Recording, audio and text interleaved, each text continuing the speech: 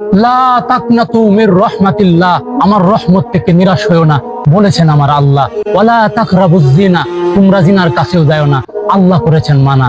মান সামাতান আযা, যে চুপটাকে সে নাজাত পায় তার দিলটাই থাকে তাজা। আমি মানলাম তুমি কথাগুলো সত্য বলেছো, মানুষকে ইসলামের পথে আনতেছো।